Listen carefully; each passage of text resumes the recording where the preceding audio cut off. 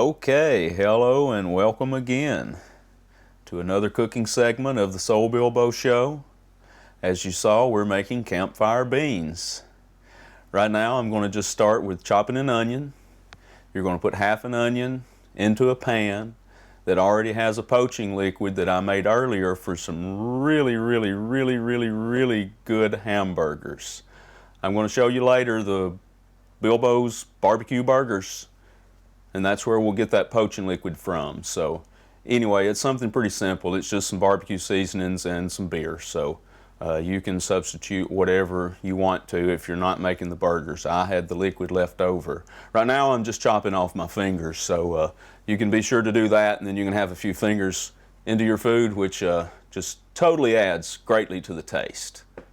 So here goes the half onion into the pan. Look, my fingers grew back. How about that? Amazing. Okay, so back to the beans. What we're going to do is just pretty much stuff out of the can and out of the bottle. We've got some barbecue sauce going in right here. This is a Jack Daniel's honey barbecue sauce. I like it. You just use whatever you like. Right there are some caramelized onions for those burgers I was talking about. Just a little sneak peek of those. So you can watch that video. We'll get it down for you later. Right now, just stirring in the onions. Going over getting some brown sugar.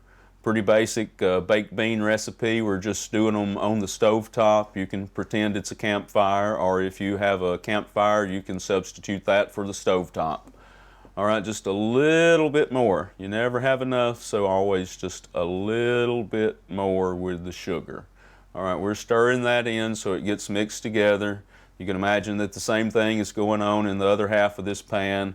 And I'm sure that it is. I'm sure I'm stirring it all at once, but that's what you see, other than my feet.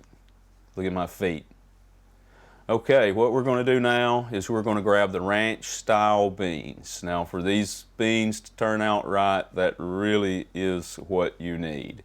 It's not like really a recipe, I think, when you're mixing things out of a can, so we're just mixing these canned things together, and this is what we get, a good side dish to go along with the Bilbo burgers. So we've got the ranch beans. Most of the grocery stores around here have these. If you don't have them, you can substitute pinto beans with chili powder. But what you're getting is a different consistency for your mouth, you know, a couple of different textures going on when you eat them. You've got the regular baked beans, and then you've got these ranch beans, which are a pinto bean. So you've got a couple of different sizes of beans in your mouth, which makes it really fun while you eat them.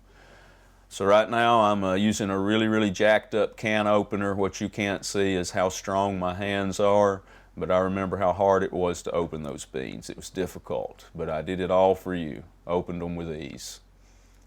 Alright, stir your beans in. Ranch style beans, remember. You're going to use 2 cans of the ranch style beans, then 1 big can of whatever your favorite kind of baked beans are. I use these Bush's Home Style right here. Again, the really jacked up can opener. I do manage to get them almost all the way open till I decide that the beans will come out without the lid being totally open.